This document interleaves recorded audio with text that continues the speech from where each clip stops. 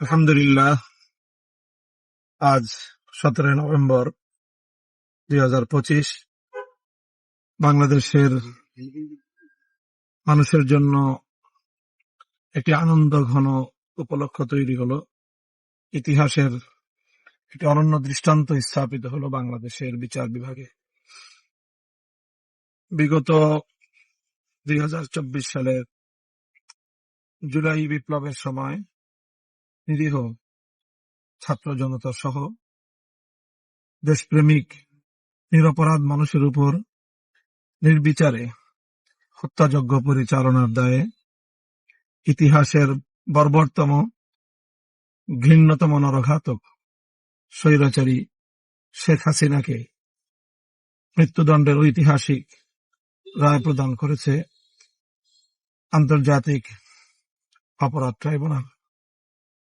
আমরা মনে করি এই বিচারের মধ্য দিয়ে প্রমাণ হলো জুলুম, অত্যাচার এবং মানুষের অধিকার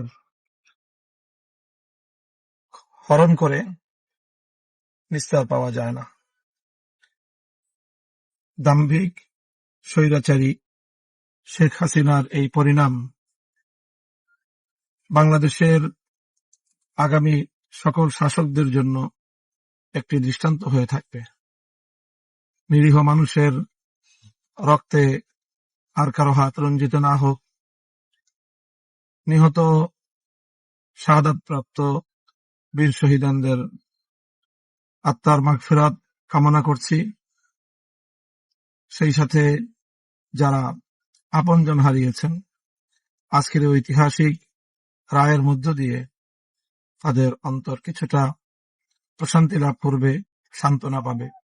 যারা জীবনের তরে পঙ্গুত্ব বরণ করেছেন, তারা একটি সান্ত্বনা নিয়ে জীবনের অবশিষ্ট সময়টুকু অতিবাহিত করতে পারবে।